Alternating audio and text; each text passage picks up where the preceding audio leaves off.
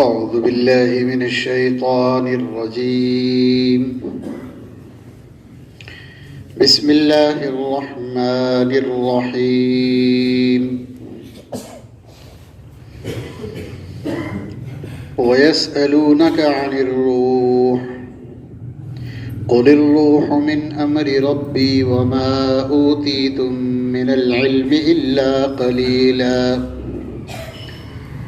ولئن شئنا لنذهبن بالذي أوحينا إليك ثم لا تجد لك به علينا وكيلا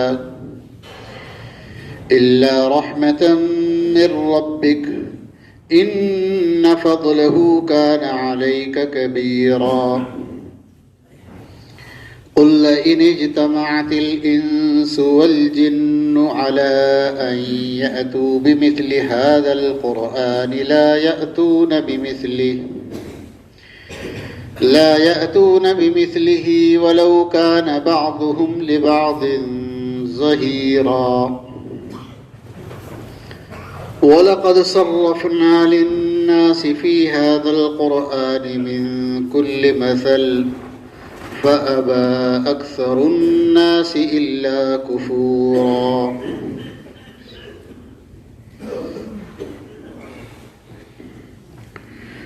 اور آپ سے سوال کرتے ہیں روح کے بارے میں،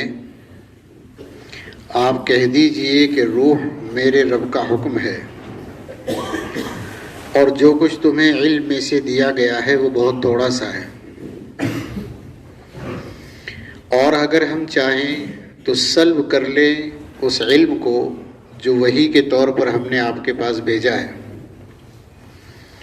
پھر آپ نہیں پائیں گے اپنے لیے اس سلسلے میں ہمارے اوپر کوئی باز پرس کرنے والا، کوئی کارساز۔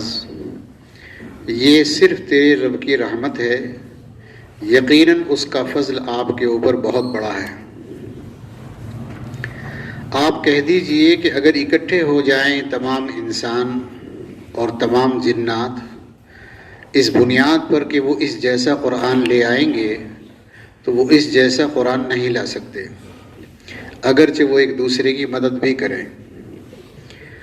اور ہم نے بدل بدل کر لوگوں کے لیے اس قرآن میں ہر طرح کی مثالیں اور مضمون بیان کیے ہیں، لیکن اکثر لوگ تو بہرحال اس کا انکار ہی کرتے رہے ہیں، ناشکری کر کے۔ سورہ بنی اسرائیل کی یہ آیات جو آج تلاوت کی گئی ہے، آیت نمبر 85 سے لے کر آیت نمبر 89 تک تلاوت کی گئی۔ ان آیتوں میں جو مضمون ذکر کیا گیا ہے، پیچھے قرآن کریم میں تفسیر قرآن میں اس کا ذکر آ گیا ہے، وَنُنَزِّلُ مِنَ الْقُرْآنِ مَا هُوَ شِفَاءٌ، کہ قرآن کریم کو نازل کیا گیا ہے اللہ تعالیٰ کی طرف سے، اس میں شفا ہے، رحمت ہے ایمان والوں کے لیے۔ یعنی یہ پاک کلام اللہ کا کلام ہے جسے اللہ تعالیٰ نے علم کے لیے، علم کے طور پر آپ کو بھیجا ہے کہ آپ اسے پڑھیں، سنیں، سمجھیں، دوسروں تک پہنچائیں، دوسرے لوگ اس پر عمل کریں۔ آج کی جو آیتیں ہیں اس میں ایک بڑا مضمون ہے، اہم مضمون ہے، ضروری مضمون ہے، اور وہ یہ ہے کہ قرآن کریم کی اس آیت میں روح کا ذکر کیا گیا ہے۔ انسان جو ہے وہ دو چیزوں کے مجموعے کا نام ہے۔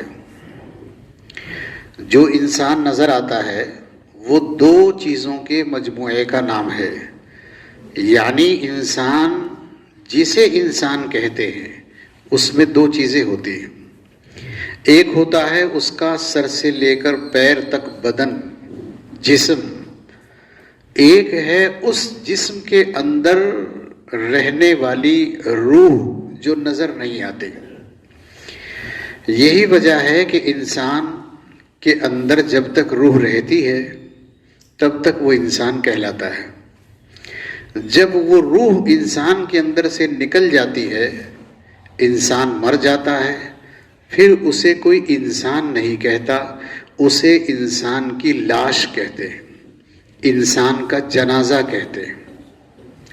وہ مردہ کہلاتا ہے. زندہ ہوتا ہے تو لاش نہیں کہتے، ناش نہیں کہتے، اسے انسان کہا جاتا ہے. تو جب ایک چیز اس کے اندر سے نکل گئی تو اب وہ انسان نہیں رہا، بس مٹی کا ڈھیر ہے. اسے اٹھا کر زمین میں دفن کر دیتے ہیں اور وہ چند دنوں کے بعد مٹی ہو جاتا ہے. اصل جو چیز ہے انسان میں وہ اس کی روح ہے. اس روح کے رہتے ہوئے ہی انسان دیکھتا ہے، سنتا ہے، چلتا ہے، پھرتا ہے، بیٹھتا ہے، کھاتا پیتا ہے، سوتا جاگتا ہے، خرید و فروخت کرتا ہے. ساری باڈی، پورا دماغ، ایک ایک پارٹ باڈی کا روح کی وجہ سے کام کرتا ہے. روح نکل جاتی ہے، یہ پورا جسم کتنا بھی خوبصورت کیوں نہ ہو، کتنا بھی طاقتور کیوں نہ ہو، سارا کا سارا بیکار، کسی کام کا نہیں. پھر اس کا کوئی ضرورت بھی نہیں، اسے مٹی میں دفن کر دیتے ہیں. اس کا نام انسان ہے. تو انسان میں جو چیز ہے جو انسان کو چلاتی ہے، جس کی بنیاد پر انسان زندہ ہوتا ہے، اسے روح کہتے ہیں. اب مسئلہ یہ ہے کہ وہ روح کسی کو نظر نہیں آتی. وہ کیسی ہے؟ دیکھنے میں، سائز میں، نرم گرم ہونے میں. وہ روح کسی کو نظر نہیں آتی. جب سے انسان پیدا ہوئے آج تک لوگ اس گتھی کو حل نہیں کر پائے کہ وہ ہے کیا چیز انسان میں جس کی بنیاد پر انسان زندہ کہلاتا ہے. ابھی تک کسی کے پلے نہیں پڑی یہ بات. اب یہ مسئلہ قرآن کریم میں آیا ہے. اللہ تعالیٰ فرماتے ہیں وَيَسْأَلُونَكَ عَنِ الرُّوحِ، اے نبی آپ سے لوگ روح کے بارے میں پوچھتے ہیں. قُلِ الرُّوحُ مِنْ أَمْرِ رَبِّي، آپ لوگوں کو کہیے روح میرے رب کا حکم ہے. وَمَا أُوتِيتُم مِّنَ الْعِلْمِ إِلَّا قَلِيلًا، جو بھی کچھ تمہیں علم میں سے دیا گیا ہے وہ تھوڑا سا ہے.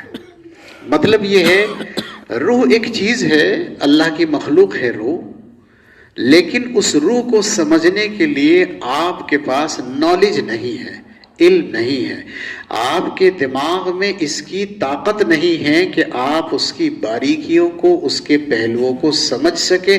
بس اتنا ہی کافی ہے کہ اللہ کا حکم ہے. جیسے اس پوری دنیا کے بارے میں کہا گیا، اللہ تعالیٰ نے دنیا بنائی تو اللہ نے فرمایا ہم نے جب دنیا بنائی یا کوئی بھی چیز ہم بناتے ہیں تو ہم کہتے ہیں کن، ہو جا، فیکون، بس وہ ہو جاتی ہے. یعنی اللہ تعالیٰ کو کوئی کام کرنے کے لیے پروگرام بنانے کی ضرورت نہیں، ڈیزائن، نقشہ، پلان بنانے کی ضرورت نہیں. اللہ تعالیٰ کو اس کے لیے میٹیریل لانے کی ضرورت نہیں. اللہ تعالیٰ کو اس کے لیے لیبر کی ضرورت نہیں ہے. اللہ تعالیٰ تو کہتے ہیں ہوتا ہے، ہو جاتا ہے. بس اللہ چاہتے ہیں ہو جاتا ہے. اب یہ بس اللہ کا حکم ہے. یہ روح بھی اللہ کا حکم ہے. سائنس نے بہت ترقی کر لی لیکن ابھی تک کسی کی سمجھ میں یہ بات نہیں آئی کہ روح کسے کہتے ہیں. اللہ تعالیٰ اگر اسے سمجھانا چاہتے تو اللہ بتا سکتے تھے، لیکن اللہ تعالیٰ نے سوال کے باوجود جواب نہیں دیا. یہی فرمایا کہ روح میرے رب کا حکم ہے. اب مسئلہ یہ ہے کہ جب یہ پوچھا گیا ہے کہ روح کسے کہتے ہیں تو بتانا چاہیے تھا اللہ تعالیٰ کو کہ روح کسے کہتے ہیں. جب اللہ تعالیٰ سے ہی پوچھا گیا روح اللہ کا حکم ہے تو بتا دیتے کہ اللہ کا حکم کیسا ہے روح، لیکن اللہ نے نہیں بتایا. اس سے ایک بات سمجھ میں آتی ہے، اس سے ایک بات سمجھ میں آتی ہے اور وہ یہ ہے کہ پوچھنے والے تو بہت کچھ پوچھتے ہیں، سوال کرتے ہیں، اور سوال کرنا بھی چاہیے، بتانے والوں کو بتانا بھی چاہیے. لیکن قاعدے کی بات یہ ہے کہ جو سوال کا جواب دینے والا آدمی ہے اسے دیکھنا چاہیے کہ میرا جو مخاطب ہے، جو آدمی مجھ سے پوچھ رہا ہے، وہ آدمی کتنا پڑھا لکھا ہے، کتنا سمجھدار ہے، کتنا ہوشیار ہے. سوال کرنے والے بعض لوگ اتنا بڑا سوال کر لیتے ہیں انہیں خود بھی پتہ نہیں کہ انہوں نے کیا پوچھ لیا. اب اگر اس کا جواب دینے لگے پتہ چلا کہ وہ اگلا آدمی پڑھا لکھا نہیں ہے، سمجھدار نہیں ہے، اس نے تو سوال بہت اہم پوچھ لیا ہے. جواب دینے والے کی ذمہ داری ہے کہ وہ اسے پرکھ لے، سامنے والے کو اس کے حساب سے جواب دے. اب ظاہر ہے کہ جب مکان بنایا جاتا ہے تو ہم انجینئر کے پاس جاتے ہیں، وہ نقشہ بنائے، انجینئر نقشہ بناتا ہے تو کچھ لائنیں وائنیں دائیں سے بائیں سے کھینچتا ہے، کچھ نمبر سے ڈالتا ہے. جو آدمی اس نقشے کے پلان کو سمجھتا نہیں ہے تو وہ اس سے کہنے لگے صاحب یہ نقشہ میں نے بنا دیا ہے، لاؤ 10,000 روپے دے دو. تو دیکھنے والا کہے گا بھائی اس میں کہیں گے 10,000، یہ 4-5 لائنیں ہی تو کھینچی آپ نے. چونکہ وہ آدمی پڑھا لکھا نہیں، اسے نہیں پتا کہ اس سائز بنانے کی وجہ کیا ہے، کیوں ایسی لائنیں بنائی گئی، ان کو کون سمجھے گا. اس کو تو ٹھیکیدار جانے گا، مستری جانے گا، آپ کا کام نہیں. آپ تو مستری کو دے دو، ٹھیکیدار کو دے دو، وہ اپنے آپ بنا کے مکان کھڑا کر دے گا، ایسا ہی جیسا یہاں کاغذ میں بنا ہوا ہے، اس کے پیسے آپ سے لے رہا ہے. بات یہ ہے سوال کا وہی جواب دیا جا سکتا ہے جو مخاطب کی سمجھ میں آ سکتا ہو. اب اللہ تبارک و تعالیٰ سے ایسا سوال پوچھ لیا گیا کہ کسی کے دل میں، دماغ میں، علم میں کوئی صلاحیت ہی نہیں ہے اس کو سمجھنے کی. مثال کے طور پر اس سوال کو اگر ہم چھوڑ دیں، اللہ تعالیٰ سے یہ پوچھ لو اے اللہ اتنا بڑا آسمان بنایا آپ نے، یہ لنٹر جو آپ نے ڈالا ہے اس کا سیٹرنگ کا سامان کہاں سے آیا اتنا سارا، اور وہ گیا کہاں سامان، اتنا بڑا لنٹر ڈالا. تو یہ تو مسئلہ آپ کی سمجھ میں نہیں آئے گا، اس کی لمبائی چوڑائی موٹائی کاہے کا بنا ہوا ہے آسمان، انسان سمجھ ہی نہیں سکتا اس بات کو، تو عقل میں اس کی صلاحیت ہے نہیں. اس لیے اللہ تعالیٰ نے ضروری نہیں سمجھا کہ سوال کا جواب دیں. ایسے قرآن کریم میں بہت سارے سوالات ہیں، لوگوں نے پوچھے اور اللہ تعالیٰ نے بعض مرتبہ تو بتا دیے اور بعض مرتبہ بالکل نہیں بتائے. ان میں سے ایک سوال یہ ہے جو آج ذکر کیا جا رہا ہے. اس سے پہلے آ گیا ہے ایک سوال، لوگوں نے پوچھا تھا یسألونک عن الخمر، یسألونک عن الخمر، آپ سے لوگ شراب کے بارے میں پوچھتے ہیں اور جوئے کے بارے میں پوچھتے ہیں. یسألونک عن الخمر والمیسر قل فیہما اسم کبیر. اللہ نے اس سوال کا جواب دیا اور یہ فرمایا لوگ آپ سے پوچھ رہے ہیں شراب کے بارے میں، جوئے کے بارے میں، آپ انہیں بتائیے کہ اس میں لوگوں کے لیے منافع ہیں لیکن اس میں گناہ زیادہ ہے. نفع تو ہے شراب پینے میں لیکن گناہ زیادہ ہے. یہ اللہ تعالیٰ نے اس کا جواب دیا. اور ایک جگہ پوچھا گیا یسألونک عن الاہلہ، اے اللہ یہ جو چاند پہلی بار نکلتا ہے تو بالکل باریک سا پتلا سا ہوتا ہے، پھر جیسے جیسے دن بڑھتے جاتے ہیں، دوسرا تیسرا چوتھا پانچواں، تو وہ چاند بڑا ہوتا چلا جاتا ہے، یہاں تک کہ 14ویں رات میں جا کر چاند مکمل ہو جاتا ہے. پوچھنے والوں نے یہ پوچھا یہ پہلے ہی دن مکمل کیوں نہیں ہوتا؟ پہلے دن چھوٹا سا، پھر زیادہ، پھر زیادہ، 14 دن میں جا کر مکمل ہوتا ہے، تو یہ ایسا کیوں ہوتا ہے؟ یہ پوچھا اللہ تعالیٰ سے. یسألونک عن الاہلہ، اللہ تعالیٰ نے نہیں بتایا. قرآن کریم میں فرمایا اللہ پاک نے یسألونک عن المحلہ قل ہی مواقیت للناس. لوگوں یہ پوچھنے کی ضرورت نہیں ہے آپ کو چھوٹا بڑا کیوں ہوتا ہے، آپ تو یہ پوچھو اس چاند کے نکلنے کا فائدہ کیا ہے. پھر وہ فائدے اللہ تعالیٰ نے آگے بتائے ہیں کہ یہ چاند نکلنے سے مہینے بنتے ہیں، مہینوں سے سال بنتے ہیں، اس چاند کے نکلنے سے، ڈوبنے سے، تاریخوں کے بدلنے سے تم حج کا ٹائم، رمضان کا ٹائم آپ کو پتہ چلتا ہے. 1 سال ہو گیا رمضان آ گیا ہے، حج کا ٹائم آ گیا ہے، آج فلاں تاریخ ہو گئی ہے، آج فلاں تاریخ ہو گئی، اور بھی بہت ساری باتیں حساب کتاب کی لگی ہوئی ہے چاند کے، سورج کے نکلنے پر. تو یہ چیز تھی پوچھنے کے لائق. یہ کیوں پوچھا؟ ایک اور سوال ہے قرآن کریم میں، اللہ تعالیٰ سے پوچھا گیا یسألونک ماذا ینفقون. اللہ تعالیٰ سے پوچھا گیا اے اللہ آپ کے راستے میں ایسی کون سی چیز خرچ کریں جس سے آپ خوش ہو جائیں؟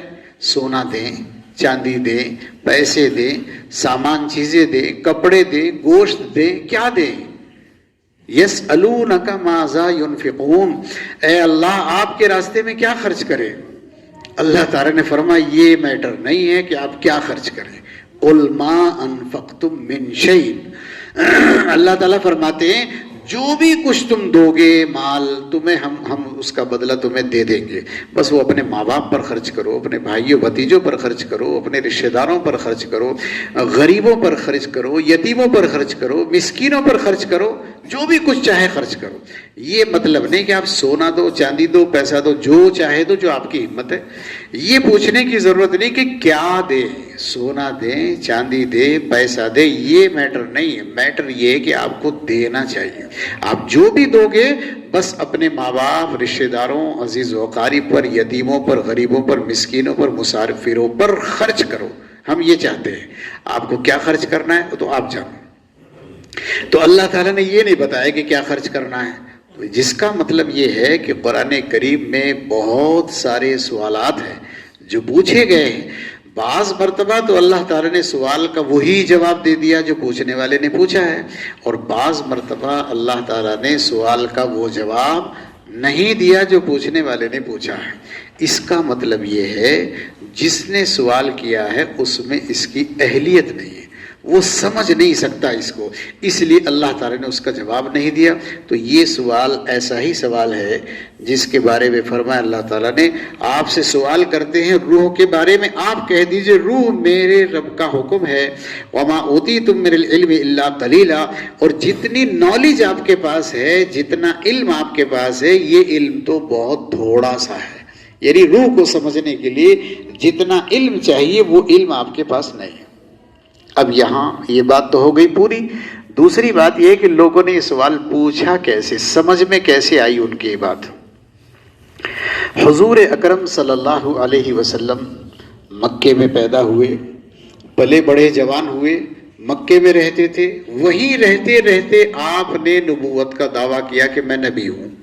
اللہ کا پیغام، اللہ کی وحی میرے پاس فرشتے کے ذریعے سے آتی ہے، اور لوگوں کو آنانی شروع کر دی. لوگوں کو اس بات پر تعجب ہوتا تھا کہ محمد عجیب عجیب غیب کی باتیں، عجیب عجیب باتیں بتاتا ہے جو واقعی ایک پڑھا لکھا آدمی بھی مشکل سے بتا پائے. تو کوئی راستہ ڈھونڈو محمد کو جھٹلانے کے لیے کہ تو نبی سچا نہیں ہے. ایسی باتیں بنانا کہیں سے سیکھ کر آ جاتا ہے، سن کر آ جاتا ہے. تو کچھ اس کا راستہ نکالو کہ اسے جھوٹا ثابت کر سکیں. مکے والوں نے آپس میں مشورہ کیا، بات کی. مشورے کے بعد یہ بات طے ہوئی کہ بھائی ہم مکے والے تو پڑھے لکھے لوگ نہیں ہیں، ہم تو ہیں جاہل آدمی، اور یہ محمد جو باتیں کرتے ہیں بہت اونچی باتیں کرتے ہیں. تو کوئی ایسا آدمی ڈھونڈو جو پڑھا لکھا آدمی ہو. مشورے میں یہ بات ہوئی کہ دیکھو مکے والوں کو تو کچھ پتہ نہیں ہے، مدینے میں ہیں یہودیوں کے بڑے بڑے عالم، ان کے پاس کتاب بھی ہے آسمان سے آئی ہوئی، وہ نبیوں کی باتیں بھی جانتے ہیں، ان سے زیادہ پڑھا لکھا کوئی نہیں ہے. تو مدینے کے یہودیوں کے پاس چلو. چنانچہ بہت سارے لوگ اکٹھے ہو کر ایک جماعت بنا کر مدینہ گئے، جا کر یہودیوں سے ملے. یہودیوں کو کہا کہ ہمارے یہاں ہمارے ہی ایک آدمی نے یہ دعویٰ کر دیا کہ میں نبی ہوں، اور وہ صاحب ایسا ایسا کلام سناتا ہے. اب ہمیں نہیں لگتا کہ وہ نبی ہے، تو ہمیں کوئی ایسا راستہ بتاؤ، کوئی ایسی چیز بتاؤ کہ ہم اس سے پوچھ لیں، اور اگر ہم اس سے پوچھیں تو اس پہ جواب نہ بنے، پتہ چل جائے وہ نبی نہیں ہے. انہوں نے کہا یہ تو مسئلہ ہم حل کر دیں گے. انہوں نے بڑا کود کر بڑی چھلانگ لگائی. انہوں نے کہا ہم 3 سوال بتا رہے ہیں آپ کو، ان تینوں سوالوں کو یاد کر لو، اور یہ تینوں سوال جا کر آپ کو محمد سے پوچھنے ہیں. اب بات کو سمجھ لو جو ہم کہہ رہے ہیں. انہوں نے کہا 3 سوال آپ کو بتا رہے ہیں، تینوں سوال جا کر وہاں پوچھنا. اگر محمد نے تینوں سوالوں کا جواب دے دیا تو مان لینا وہ نبی نہیں ہے، اور اگر جواب نہیں دیا تو بھی سمجھ لینا وہ نبی نہیں ہے. ایسی عجیب گتھی انہوں نے ڈالی. کمال کی بات ہے، یعنی ساری دنیا ایک سائیڈ پر چلتی ہے، بھئی جواب نہیں دے پائے تو تم فیل ہو گئے، جاؤ.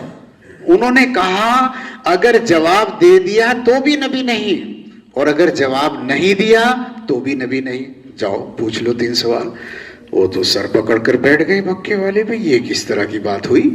سوال کا جواب دے دے تو بھی نبی نہیں، اور سوال کا جواب نہ دے تو بھی نبی نہیں، یہ کیا بات ہوئی؟ اب وہ تو ان پڑھ لوگ، ان کی سمجھ میں کیا آنے والا تھا. اور انہوں نے کہا سوال بتا رہے ہم، سمجھ لینا ان کا جواب نہیں ہے. سارے تینوں سوالوں کا جواب ہے. بعض کا ہے بعض کا نہیں ہے. اب اگر وہ تینوں کا جواب دے تو جواب ہے ہی نہیں, تو جواب دے کہاں سے رہا ہے؟ تو ظاہر ہے کہ وہ نبی نہیں, گھڑ رہا ہے دائیں سے بائیں سے. اور اگر اس نے کہا بھئی یہ تو مجھے پتا نہیں, کچھ بھی نہیں پتا اسے, تو بس سمجھ لینا وہ تب بھی نبی نہیں. انہوں نے کہا جی آپ سوال بتاؤ. اور انہوں نے کہا پہلا سوال تو یہ ہے کہ آپ ان سے روح کے بارے میں پوچھے. روح کا آج تک کسی کو پتا نہیں کہ روح ہے کیا چیز. اگر وہ کہہ دے روح فلاں چیز ہے, سمجھ لینا وہ نبی نہیں ہے. اور اگر وہ کہہ دے مجھے بھی نہیں پتا ہے, تو بھی سمجھ لینا وہ نبی نہیں ہے. پتا کیوں نہیں ہے بھائی؟ دونوں بات. دوسری چیز پوچھنا کہ پرانے زمانے میں کچھ لوگ تھے جن کو اصحاب کہف کہا جاتا ہے. کچھ لوگ ہوتے غار والے لوگ, یعنی اصحاب کہف تو عربی کا لفظ ہے, اردو میں کہتے غار والے لوگ. پہاڑ میں غار ہے, غار والے لوگوں کے نام سے مشہور ہیں وہ لوگ. وہ کچھ لوگ شرک سے, بت پرستی سے بھاگ کر جا کر جنگل میں ایک غار میں چھپ گئے تھے. ان کا قصہ پوچھو کیا ہے وہ بتاؤ. انہیں اصحاب کہف کہتے ہیں, غار والے کہتے ہیں, یہ پوچھو. تیسری چیز ان سے پوچھو, ذوالقرنین نام کا ایک آدمی ہے, اس نے دنیا کے ایک کونے سے لے کر دوسرے کونے تک کا سفر کیا, پوری دنیا میں گھما وہ آدمی, بڑے بڑے کام کیے اس نے. کہا اس کا قصہ بتا کیا ہے. یہ 3 سوال پوچھو. نمبر 1 روح کے بارے میں پوچھو. نمبر 2 اصحاب کہف کے بارے میں پوچھو. اصحاب کہف کا قصہ بہت لمبا قصہ ہے, وہ ابھی یہاں شروع ہو رہا ہے اور کئی دنوں تک اس کی تفسیر چلے گی. تفسیر شروع ہو جائے گی سورہ کہف, اس کے بعد ابھی یہ سورج پوری ہو جائے گی, اس کے بعد وہ سورج شروع ہونے والی ہے, 2-3 ہفتے کے بعد شروع ہو جائے گی. بہت لمبا قصہ ہے وہ.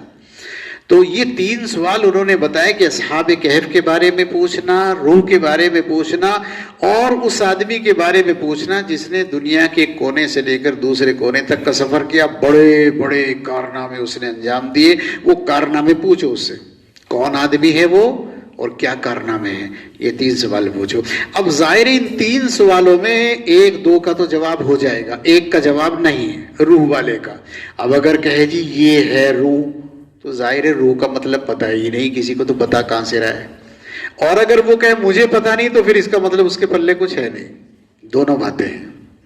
اب وہ آگے مکہ واپس آئے اور نبی کریم صلی اللہ علیہ وسلم سے کہا محمد ہم آپ کو آزمانا چاہتے ہیں, اگر آپ نبی ہیں تو ہم آپ پر ایمان لے آئیں گے.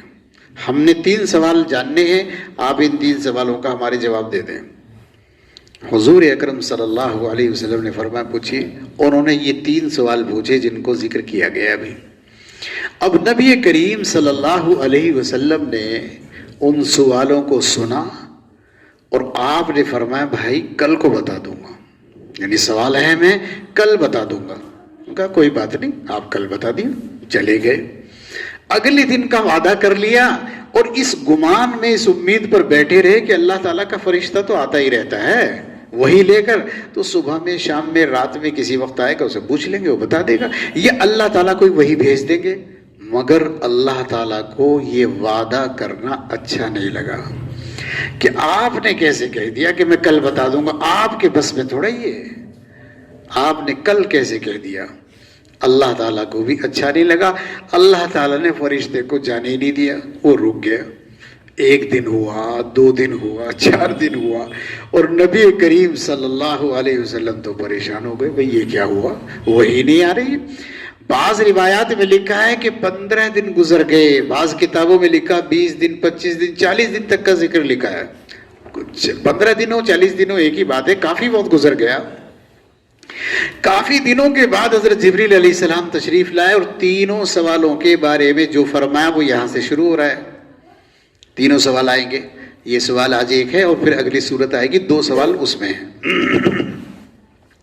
3 سوال بتائے. حضرت جبریل علیہ السلام نے یہ بھی کہا کہ اللہ تعالیٰ نے یوں کہا ہے وَلَا تَقُولَنَّ لِشَيْءٍ إِنِّي فَاعِلٌ ذَلِكَ غَدًا الا ان یشاء اللہ. اے میرے نبی آپ یہ نہ کہا کریں لوگوں کو کہ میں کل کو بتا دوں گا, یوں کہا کرو انشاءاللہ کل کو بتا دوں گا. انشاءاللہ کہا کرو. انشاءاللہ کا مطلب ہے اگر اللہ نے چاہا, انشاءاللہ کا مطلب ہے اگر اللہ نے چاہا. اللہ چاہے گا تو بتائیں گے، اللہ نہیں چاہے گا تو نہیں بتائیں گے. تو آپ جب کوئی وعدہ کسی سے کیا کریں تو آپ کے اندر وعدے کو پورا کرنے کی طاقت نہیں، آپ انسان ہیں. اللہ کی مرضی سے چلتا ہے پورا نظام، اس لیے کہا کرو انشاءاللہ کل بتا دوں گا، بغیر انشاءاللہ کے نہ کہا کرو. ایسا پکڑا حضور صلی اللہ علیہ وسلم نے، صحابہ نے انشاءاللہ کو. آج مسلمانوں کا بچہ بچہ انشاءاللہ ماشاءاللہ انشاءاللہ ماشاءاللہ کے بغیر بات نہیں کرتا ہے. بات یہ ہے کہ پھر فرشتہ آیا اور اس نے بتایا یہ سوال کا جواب. کہا لوگ آپ سے روح کے بارے میں سوال کر رہے ہیں، آپ کہیے کہ روح میرے رب کا حکم ہے، کوئی ڈیٹیل نہیں. میرے رب کا حکم، میرے رب کا حکم ہے.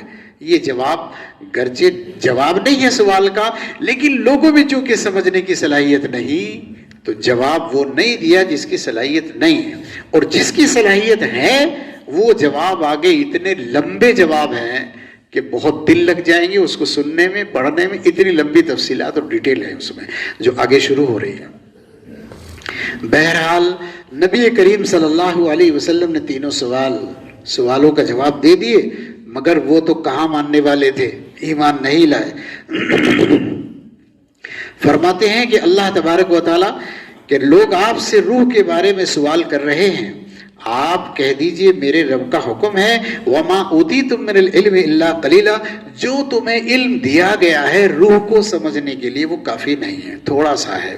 وَلَئِن شِئْنَا لَنَذْهَبَنَّ بِالَّذِي أَوْحَيْنَا إِلَيْكَ ثُمَّ لَا تَجِدُ لَكَ بِهِ عَلَيْنَا وَكِيلًا. اور اگر ہم چاہیں جو علم اب تک ہم نے آپ کو دیا ہے اسے بھی واپس لے سکتے ہیں، اور اگر ہم نے اسے واپس لے لیا ثُمَّ لَا تَجِدُ لَكَ بِهِ عَلَيْنَا وَكِيلًا، کوئی نہیں ہے جو اللہ تعالیٰ سے مطالبہ کر لے، باز پرس کر لے، بات کر لے کہ صاحب آپ نے ایسا کیوں کر دیا. کوئی نہیں ہے پوچھنے والا. اس کا مطلب یہ ہے اللہ فرماتے الا رحمتا من ربک، یہ صرف تیرے رب کی رحمت ہے. اب اس کا مطلب یہ ہے کہ اللہ تعالیٰ نے جو وحی بھیجی ہے، جو قرآن نازل ہوا ہے، یہ قرآن ہمارے رب کی رحمت ہے، یہ اللہ کی رحمت ہے. اللہ تعالیٰ فرماتے ہیں اگر ہم چاہیں واپس لینا تو واپس لے سکتے ہیں، ہمیں کوئی روک نہیں سکتا، کوئی منع نہیں کر سکتا، کوئی ہم سے بات نہیں کر سکتا اس کے بارے میں کہ آپ نے دیا کیوں تھا اور کیوں واپس لے لیا. اللہ فرماتے ہیں الا رحمت من ربک، یہ تو صرف آپ کے رب کی رحمت ہے. ان فضلہ کان علیک کبیرا، اور یقیناً آپ کے اوپر اللہ کا بڑا فضل ہے، آپ کے اوپر اللہ تعالیٰ کا بہت بڑا فضل ہے. اس میں کوئی شک نہیں، بغیر اللہ کے فضل کے تو کچھ بھی نہیں ہوتا. یہ تو نبی کریم صلی اللہ علیہ وسلم کا معاملہ ہے، اور قرآن کریم اللہ کی بہت خاص نعمت ہے، بڑی بات ہے. عام لوگوں کے پاس بھی جو علم ہے وہ بھی بغیر اللہ کی رحمت کے نہیں آتا. اللہ کا فضل ہوتا ہے، کرم ہوتا ہے. اللہ تعالیٰ اپنے علم کے لیے جسے چاہتا ہے اسے منتخب کر لیتا ہے. قرآن کریم میں اس کا ذکر ہے ثم اورثنا الکتاب الذین اصطفینا من عبادنا. اللہ فرماتے ہیں پھر ہم نے وارث بنا دیا اپنی کتاب کا ان لوگوں کو جن کو ہم نے چن لیا، جن کو ہم نے چن لیا. یعنی اللہ فرماتے جسے میں چن لیتا ہوں اسے وارث بناتا ہوں، اور میں جب تک چنوں گا نہیں علم ہے. یعنی مطلب یہ ہے جنہیں ہم منتخب کرتے ہیں کہ فلاں فلاں کو علم دینا ہے ان کو علم دیں گے، جن کو نہیں چنا ہے ان کو نہیں دیں گے. اب یہ تو اللہ کی رحمت ہی ہے، اللہ کا فضل ہے. ہزاروں لاکھوں کروڑوں کی بھیڑ میں اس نے چند کو منتخب کر لیا کہ آپ ہماری خدمت کریں. اللہ فرماتے ہیں قل ان اجتمعت الانس والجن على ان ياتوا بمثل هذا القران لا ياتون بمثله ولو كان بعضهم لبعض ظهيرا. اللہ تعالیٰ فرماتے اے نبی آپ کہہ دیجئے اگر اکٹھے ہو جائیں تمام انسان، اگر اکٹھے ہو جائیں تمام انسان، تمام جنات اس بنیاد پر کہ وہ اس جیسا قرآن لے آئیں تو لا نہیں سکتے. وَلَوْ كَانَ بَعْضُهُمْ لِبَعْضٍ ظَهِيرًا، چاہے وہ ایک دوسرے کی مدد بھی کر لے بیٹھ کر تب بھی اس جیسی کتاب نہیں لا سکتے. دنیا میں انسانوں کا کون سا کام ایسا ہے جو دوسرا نہیں کر سکتا؟ چاہے کوئی بھی کام ہو، ایک سے بڑھ کر ایک کام کرنے والے لوگ موجود ہیں. اور جب کوئی آدمی ایک کام کر دیتا ہے تو کاپی کرنا تو انسان کے لیے بہت آسان ہے. یعنی ایک چیز وجود میں آ جائے کہ ایسی یہ چیز فلاں ہے، پھر چند دنوں کے بعد آپ اس کی ڈپلیکیٹ کاپی دیکھ لیں گے، وہ مل جائے گی آپ کو. یہ انسان کی عادت ہے، مزاج ہے انسان کا کہ کاپی کرنے میں وہ ماہر ہے. لیکن کمال کی بات یہ کہ اللہ تعالیٰ نے ایسی کتاب بھیجی ہے، اللہ تعالیٰ فرما رہے ہیں سارے انسان اکٹھے ہو جائیں، سارے انسان، سارے جنات جمع ہو جائیں